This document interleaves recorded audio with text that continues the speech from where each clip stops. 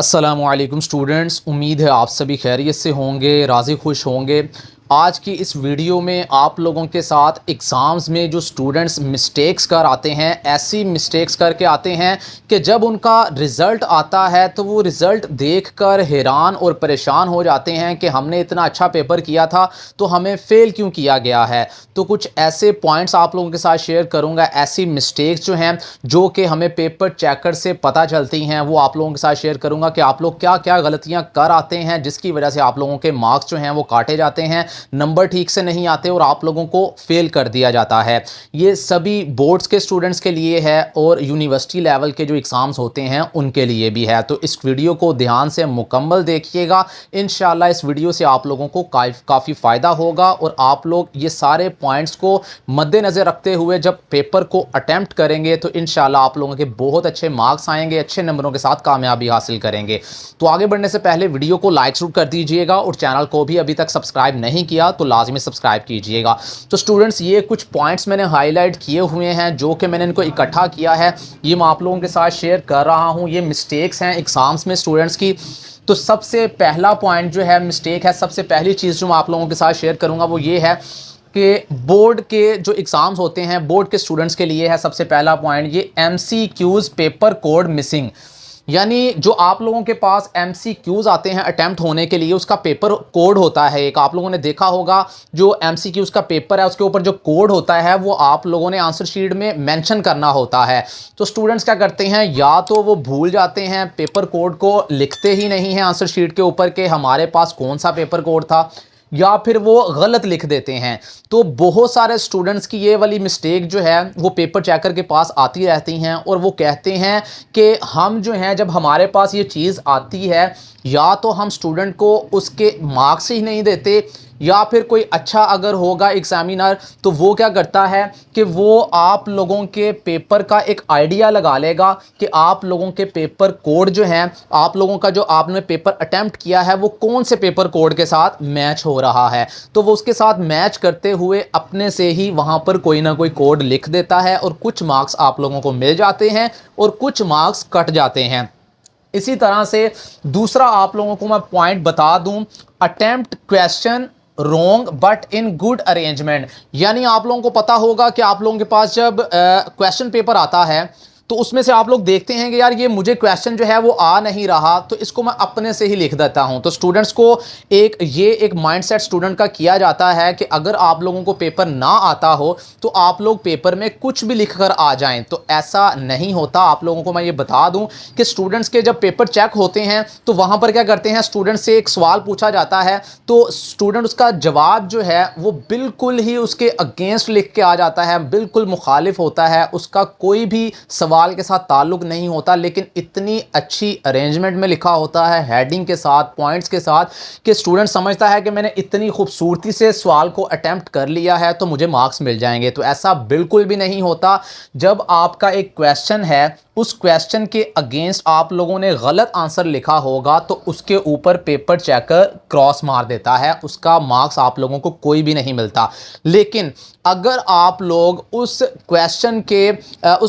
के मुताबिक आप लोग कुछ ना कुछ लिख आएंगे, यानी कुछ ऐसा लिख के आएंगे जो क्वेश्चन के साथ मिलता जुलता होगा, उसी के अकॉर्डिंग होगा, तो उसके आप लोगों को कुछ ना कुछ मार्क्स मिलेंगे, अदरवाइज आप लोगों को मार्क्स नहीं मिलते। तो यही वजह होती है कि स्टूडेंट समझते हैं जी मैंने बड़ा अच्छा लिख दिया है लिहाजा मुझे अच्छे मार्क्स मिल जाएंगे, तो ऐसा नहीं होता।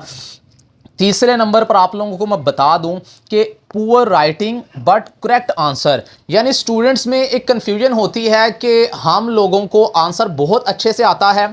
और हमने क्वेश्चन का आंसर जो है वो कंप्लीटली अटेम्प्ट किया है, लेकिन हमारी राइटिंग अच्छी नहीं थी जिस वजह से हमारे मार्क्स शायद काटे जाएंगे। तो स्टूडेंट्स का ये सवाल भी होता है कि क्या हमारी पुअर राइटिंग की वजह से, गंदी राइटिंग की वजह से हमारे मार्क्स काटे जाते हैं या नहीं। तो आप लोगों को मैं ये बिल्कुल क्लियर कर दूं कि अगर आप लोगों ने किसी भी क्वेश्चन के आंसर को अच्छे से अटेम्प्ट किया हुआ है, यानी वही उसका जवाब जो बनता था वो लिखा है, बेशक आप लोगों की बहुत ज़्यादा राइटिंग गंदी है या अच्छी है, उसका पेपर चेकर के साथ कोई ताल्लुक नहीं होता। उसने आपकी राइटिंग को कभी भी नहीं फॉलो करना होता, उसने जस्ट देखना होता है कि जो पूछा गया है क्या उसका का जवाब आप लोगों ने दिया है या नहीं। तो अगर आप लोगों ने पुअर राइटिंग, गंदी राइटिंग में भी अच्छा जवाब दिया होगा तो आप लोगों के उसके पूरे मार्क्स इंशाल्लाह मिलेंगे। आप लोगों के मार्क्स पुअर राइटिंग की वजह से बिल्कुल भी नहीं काटे जाते। तो ये आप लोग एक चीज़ को क्लियर कर लें, क्योंकि बहुत सारे स्टूडेंट्स की राइटिंग गंदी होती है। तो ये एक नेचुरली चीज़ है। अगर इस तरह का मसला है तो आप लोगों ने परेशान नहीं होना, बस आप लोगों ने क्वेश्चन का आंसर जो है वो अच्छे से अटेम्प्ट करना है। इंशाल्लाह आप लोगों को मुकम्मल मार्क्स जो हैं वो मिल जाएंगे। उसके बाद नेक्स्ट हम पॉइंट की तरफ चलते हैं। अटेम्प्ट एनी 5 क्वेश्चंस इनटू 10, यानी आप लोगों के पास एक सवाल आता है, उसमें कहा जाता है कि ये 10 सवालात आप लोगों के पास हैं और इसमें से आप लोगों ने 5 सवाल अटेम्प्ट करने हैं। तो स्टूडेंट क्या करते हैं, यानी जब आप लोग, क्योंकि ये चीज़ जो है ये ज़्यादातर शॉर्ट्स क्वेश्चन आंसर जो होते हैं, मुख्तसर सवालात के जवाबात, उनमें ये चीज़ ज़्यादा पाई जाती है। तो स्टूडेंट्स क्या करते हैं जी कि 10 में से अगर हमने 5 या 8 क्वेश्चन हमसे रिक्वायर्ड हैं कि इतने अटेम्प्ट करने हैं, तो स्टूडेंट्स सिर्फ 5 ही करके आते हैं, ज़्यादा क्वेश्चन के आंसर अटेम्प्ट नहीं करते। आप लोगों को ये बात मैं क्लियर कर दूं कि पेपर चेकर आप लोगों का जब पेपर चेक कर रहा होता है तो आप लोगों ने चाहे 10 में से 10 ही आप लोगों ने अटेम्प्ट किए होंगे, तो वो 10 के 10 आप लोगों के पेपर क्वेश्चन के जो आंसर हैं उनको चेक लाजमी करता है। अच्छा, इसमें ये चीज़ होती है, आप लोगों को ये मैं एक कंडीशन बता दूं कि जब आप लोगों का पेपर चेक हो रहा होता है तो आप लोगों के 10 में से 5 क्वेश्चन करने होते हैं, लेकिन स्टूडेंट जो है वो मिसाल के तौर पर 10 के 10 कर आता है कि शायद मेरा कोई एक आधा गलत भी हो जाता है, तो शायद दूसरा जो है वो मेरा सही रहे।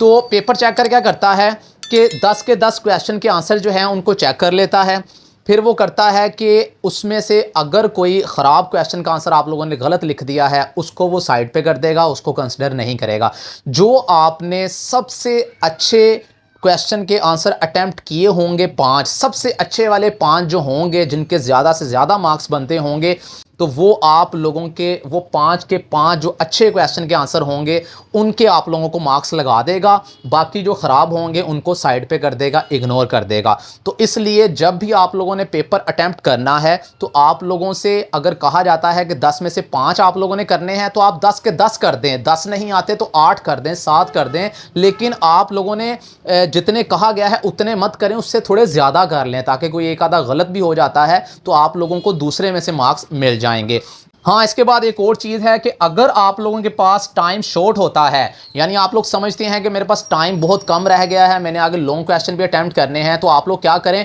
कि आप लोग जहां पर शॉर्ट क्वेश्चन अटेम्प्ट कर रहे होंगे, जब वहां पर एंड कर देते हैं तो वहां पर आप थोड़ा सा पेज जो है वो छोड़ दें, 5-7 लाइनें छोड़ दें, ताकि एंड पे जाके जब सारा पेपर आप लोग अटेम्प्ट कर लेंगे तो एंड पे अगर टाइम मिलेगा तो आप लोग 1-2 क्वेश्चन जो हैं शॉर्ट वो और उसके नीचे जो है वो लिख ले। अगर फिर भी आप लोग भूल जाते हैं, आप लोगों के पास इतना नहीं, आप लोगों को पता चलता कि मैंने लाइनें छोड़नी थी, तो आप लोग जब सारा पेपर अटेम्प्ट कर लें तो लास्ट में जाकर आप लोग उसका जो मजीद क्वेश्चन अटेम्प्ट करना चाहते हैं तो वो लास्ट में जाकर आप लोग अटेम्प्ट कर सकते हैं, इसमें कोई मसला नहीं है। लेकिन कोशिश कीजिए कि जहां पर आप लोगों ने शॉर्ट क्वेश्चंस का जो आप लोगों ने एक एरिया रखा होगा, जिस एरिया में आप लोगों ने शॉर्ट क्वेश्चन अटेम्प्ट किए होंगे, वहीं पर थोड़ी सी जो है वो जगह छोड़ दें ताकि लास्ट में वो काम आ जाए। उसके बाद जो है, अच्छा ये चीज़ जो मैं आप लोगों को बता रहा हूं ना कि आप लोगों ने ज़्यादा से ज़्यादा क्वेश्चन के आंसर लिखने हैं, वो आप लोगों ने लॉन्ग क्वेश्चन में इस चीज़ को अप्लाई नहीं करना। ये लॉन्ग क्वेश्चन के लिए नहीं है। लॉन्ग क्वेश्चन आप लोगों ने हमेशा उतने ही अटैम्प्ट करने हैं जितने आप लोगों को कहा जाए, क्योंकि अगर आप लॉन्ग क्वेश्चन ज़्यादा अटैम्प्ट करना शुरू कर देंगे तो आप लोगों का बहुत ज़्यादा टाइम जो है वो ज़ाया होगा और आप लोग हो सकता है कि मुकम्मल अपने पेपर को अटैम्प्ट ना कर पाएँ। तो इसलिए आप लोगों ने ये जो एक चीज़ आप लोगों को मैंने बताई है, ये जो ट्रिक बताया है, ये आप लोगों ने जस्ट शॉर्ट क्वेश्चंस में ही इसको करना है।